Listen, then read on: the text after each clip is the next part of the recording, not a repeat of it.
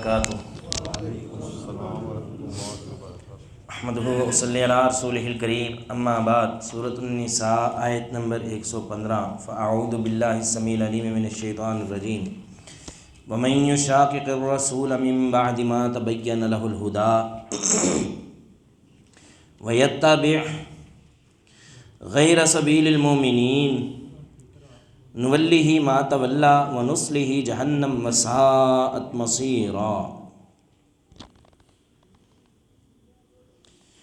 ومن یشاقق الرسول،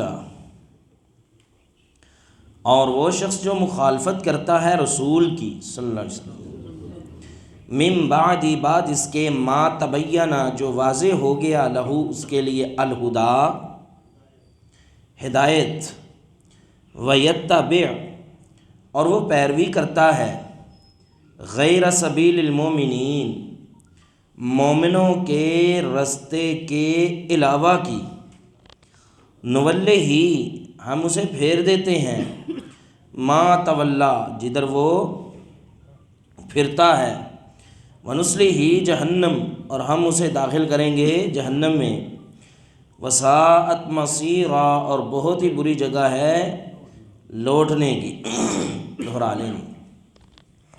ومن یشاقق الرسول، اور وہ شخص جو مخالفت کرتا ہے رسول کی، من بعد، بعد اس کے، ما تبینہ، جو واضح ہو گیا، لہ الہدی، اس کے لیے ہدایت، ویتبع، اور وہ پیروی کرتا ہے، غیر سبیل المؤمنین، مومنوں کے رستے کے علاوہ کی، نولہ، ہم اس کو پھیرتے ہیں، ما تولا، جدھر وہ پھرتا ہے، ونصلہ، اور ہم اسے داخل کریں گے جہنم، جہنم میں، وساءت، اور بہت ہی بری جگہ ہے، مصیرا، لوٹنے کی۔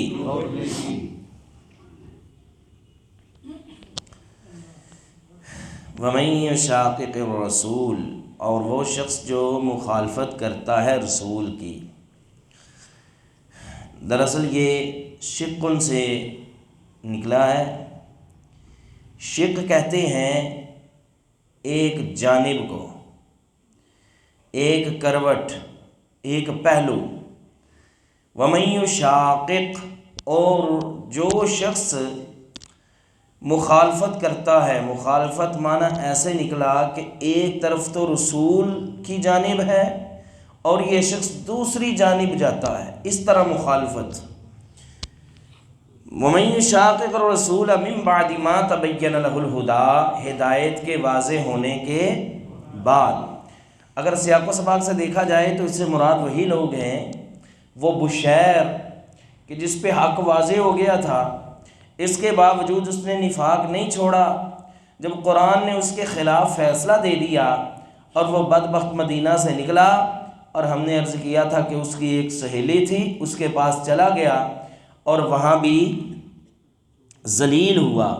فرمایا وَيَتَّبِعْ غَيْرَ سَبِيلِ الْمُؤْمِنِينَ، اور وہ پیروی کرتے ہیں مومنوں کے رستے کے، بولو پھر بولو، مومنوں کے رستے کے علاوہ کی۔ جب یہ آیت نازل ہوئی تھی اس وقت مومن تھے کون؟ پریشان ہو گئے ہو سارے؟ کوئی مشکل ہے سوال؟ بھائی سارے صحابہ مومن تھے، اور کون تھا؟ وَيَتَّبِعْ غَيْرَ سَبِيلِ الْمُؤْمِنِينَ، اور جس نے نبی علیہ السلام کی بھی مخالفت کی، صحابہ کے رستے کی بھی، یہ معنی بن رہا ہے۔ کیونکہ اس وقت مومن تھے ہی صحابہ، اور تو لوگ آئے ہی نہیں تھے، نہ اس وقت کوئی امام تھے، نہ کوئی آج کے دور کی طرح کے فقیہ تھے، نہ ایسے تھے مقلد اور مقلد کا رولا تھا۔ اس وقت تو صرف صحابہ کی جماعت تھی، تو قرآن نے انہی کو تو مومن کہا ہے، اور فرمایا جس نے مومنوں کے رستے کے علاوہ کی پیروی کی۔ ایک مولوی کا کلپ گزرا میری آنکھوں کے سامنے، وہ بڑا نام ہے جی اس کا، آج کل نوجوانوں کو بڑا گمراہ کرتا ہے۔ وہ کہتا ہے میں ایک وتر پڑھتا تھا، کیا کہتا ہے؟ میں ایک وتر پڑھتا تھا، جب سے میں نے سنا ہے کہ حضرت امیر معاویہ ایک وتر پڑھتے تھے تب سے میں نے چھوڑ دیا ہے۔ ہاں ہم کہتے ہیں تو نے نہیں چھوڑا، اللہ نے چھڑوا دیا۔ اللہ نے کہا نولیہ ما تولا، ہم اس کو پھیر دیتے ہیں پھر جدھر وہ۔ جب وہ صحابہ کے رستے کو چھوڑتا ہے نا، ہم اسے پاگل کر کے رکھ دیتے ہیں، اس سے عقل جو ہے وہ ڈنگر بیوقوف ہو جاتا، پاگل ہو جاتا ہے، پھر نہیں اسے پتہ چلتا کہ میں کیا کہہ رہا ہوں، کیا بول رہا ہوں، کیا کر رہا ہوں۔ وجہ یہ ہے اس نے رسول اللہ صلی اللہ علیہ وسلم کی مخالفت کی اور صحابہ کے رستے کی توجہ نہیں لگ رہی۔ اس نے نبی علیہ السلام اور صحابہ کے رستے کی، اور جس نے بھی دنیا میں یہ کام کیا ہے یہ جان لیں کہ وہ بندہ پھر پاگل ہی ہو کے پھرتا رہا ہے۔ نولیہ ما تولا، ہم اسے پھیر دیتے ہیں جدھر وہ پھرتا ہے، جدھر جانا ہے جائے۔ ونصلہ جہنم، جب قیامت کا دن ہوگا نا ہم دیکھ لیں گے اس کا ٹھکانہ جہنم ہوگا۔ دنیا میں جس نے مخالفت کی اس کی سزا یہی ہے، اسے پتہ نہیں پھر چلتا، عقل سے خالی ہو جاتا ہے۔ بے شمار مثالیں اگر آپ غور کریں نا آپ کے سامنے ہوں گی کہ یار اتنی کلیئر بات ہے لیکن پھر بھی دنیاوی اعتبار سے بندہ اتنا عقل مند نظر آتا ہے، پھر بھی اس کو یہ باتیں سمجھ نہیں آتی۔ آپ دیکھیں نا کہ ایک بندہ اللہ کو چھوڑتا ہے، رب تعالیٰ کو چھوڑتا ہے تو کن گندے لوگوں کے پاس جاتا ہے، جو مہینے 2 4 6 مہینے نہاتے ہی نہیں، بال بڑے ہوئے ہیں اور کپڑے گندے اور غلیظ قسم کے یہ لوگ ہیں۔ اللہ کہتے ہیں نولیہ ما تولا، وجہ یہ ہے اس نے میرا در چھوڑا، اب اس گند میں ہی جائے گا، اور کہاں جائے گا؟ اللہ اکبر۔ جس نے رسول اللہ صلی اللہ علیہ وسلم کا رستہ چھوڑا، صحابہ کا رستہ چھوڑا، قرآن کہتا ہے وہ پھر اسی طرح ہی ذلیل ہوں گے، ان کو پتہ ہی نہیں ہوگا کہنا کیا ہے، کرنا کیا ہے۔ ایک مولوی صاحب PhD اسکالر، بہت بڑا نام ہے، کتاب لکھتے ہیں اور کہتے ہیں جی آئیں ہم ثابت کرتے ہیں کہ آمین جو ہے وہ آہستہ کہنی چاہیے، آہستہ۔ بہت بڑا نام ہے، علامہ فہامہ اور بڑے القابات اپنے نام کے ساتھ لکھواتے ہیں، آمین آہستہ کہنی چاہیے۔ ہم نے دیکھا بھئی بھلا دیکھیں کیسے آمین آہستہ کہنی چاہیے، کون سی حدیث ہے؟ کہنے لگے جی صحیح البخاری کی حدیث ہے، ثابت کریں گے۔ اچھا جی کون سی حدیث ہے؟ حدیث یہ ہے حضرت مالک بن حویرث رضی اللہ تعالیٰ عنہ آئے، نبی علیہ السلام نماز پڑھا رہے تھے، فرماتے ہیں میں چوتھی صف میں کھڑا تھا، آپ علیہ السلام نے فرمایا غیر المغضوب علیہم ولا الضالین، آپ نے کہا آمین، میں چوتھی صف میں کھڑا تھا، میں نے آمین کی آواز۔ اس سے کیا ثابت ہوا؟ بولے نہیں، اس سے ثابت ہوا کہ کان چٹا ہی ہے۔ قرآن کہتا ہے اس کا قصور نہیں، نولیہ ما تولا، وجہ یہ ہے اس نے نبی علیہ السلام کی مخالفت کی ہے، صحابہ کے رستے کو چھوڑا ہے، پھر یہی حال ہوگا ان لوگوں کا۔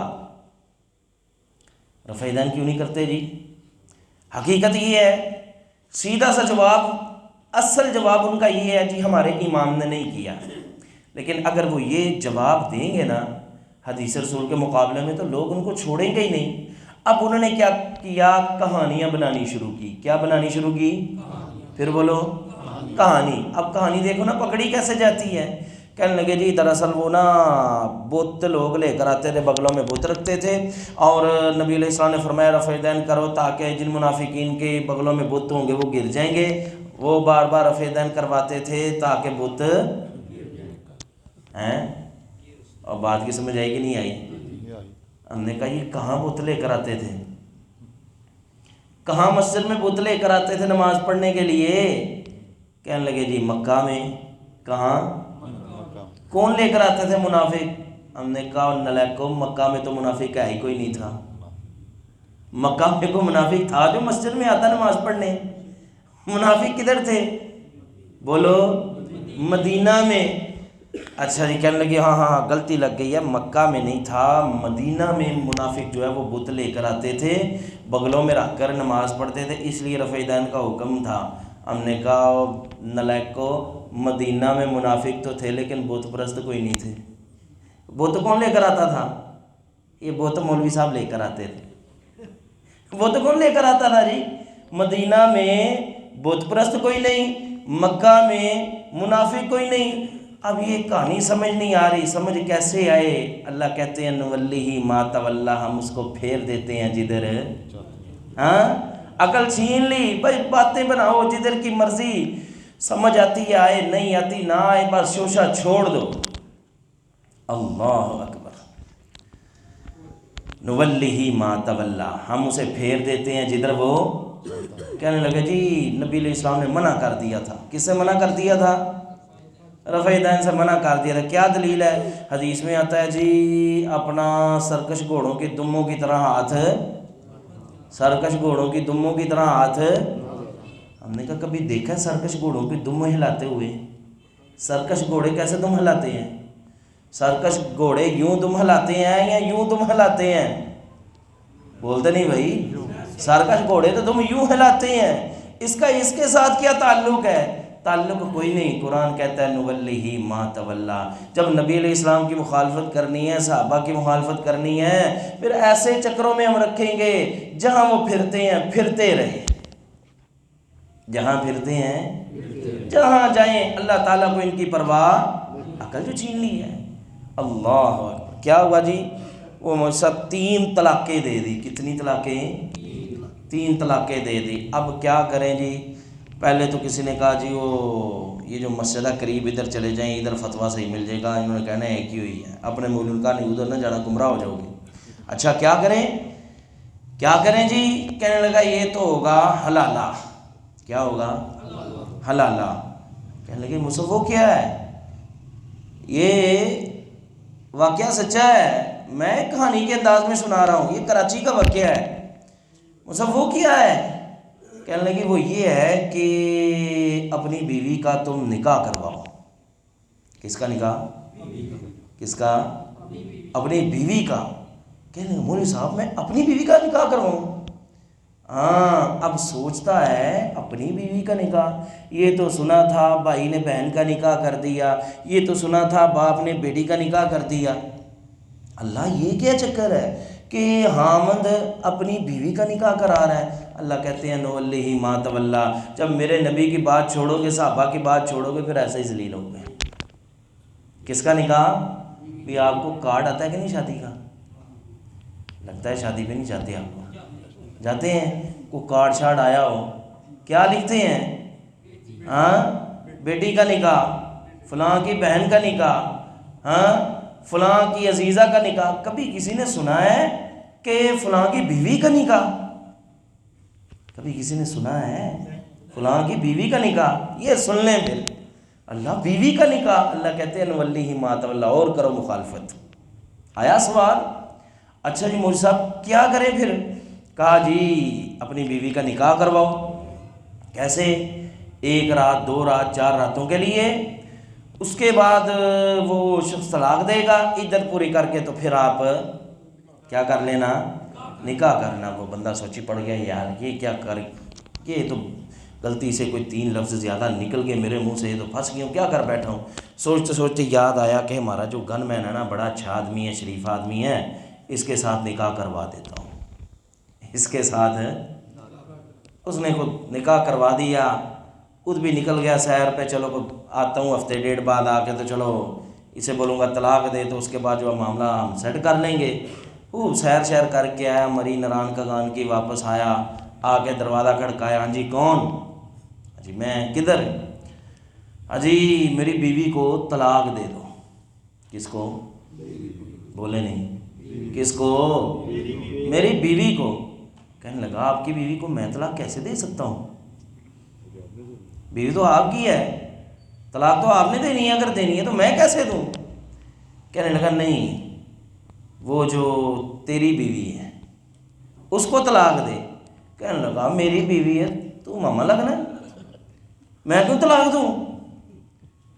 بیوی میری ہے میں کیوں طلاق دوں؟ جو تیری ہے اسے تو دے، بیوی یہ میری ہے میں کیوں طلاق دوں؟ اب اس نے ایک تیسرا رستہ نکالا، تیسرا، کہنے لگا جو بیوی میری ہے فی الحال تیری ہے، جو بیوی میری۔ اب دیکھیں نا اللہ اور اس کے رسول کی مخالفت اور صحابہ کی مخالفت کے نتیجے لیں اب خوب مزے. کہا جو بیوی میری ہے فی الحال تیری ہے اس کو طلاق دے. وہ کہنے لگا فی الحال نہیں اب پکی میری ہے. نکل اب تو ادھر سے. اب وہ بھی سوچنے لگ پڑا اللہ سارا کچھ اس کے نام پہ ہے, گھر اس کے نام پہ ہے, گاڑی اس کے نام پہ ہے, بیوی کے نام پہ, میں تو مر گیا. اب آسمانوں کی طرف دیکھتا ہے, اللہ کہتے ہیں نولیہ ما تولی, اب پھر جدھر تو پھرنا چاہتا ہے. مخالفت کیوں کی؟ تو نے رسول اللہ صلی اللہ علیہ وسلم کی کیوں کی مخالفت؟ تو نے صحابہ کے رستے کی. ظاہر ہے جو اللہ کے نبی علیہ السلام کی مخالفت کرے گا, صحابہ کے رستے کو چھوڑ کے کوئی اور رستہ اختیار کرے گا, پھر جان لے قرآن کہتا ہے نولیہ ما تولی, ہم اسے پھیر دیتے ہیں جدھر وہ پھرے. عقل اب اس میں نہیں رہی. اب وہ کہتے ہیں نا ڈوبتے کو تنکے کا سہارا. اب وہ اس طرح کے سہارے ڈھونڈ ڈھونڈ کے جو اپنے مسئلے حل کرے گا, یاد رکھنا دنیا میں بھی رسوا ہوگا, آخرت میں بھی رسوا ہوگا. وَنُصْلِهِ جَهَنَّمَ وَسَاءَتْ مَصِيرًا, ہم اسے جہنم میں داخل کریں گے اور یہ جگہ بہت ہی بری جگہ ہے. اللہ تعالی ہم سب کو محفوظ فرمائے. وآخر دعوانا الحمد للہ رب العالمین.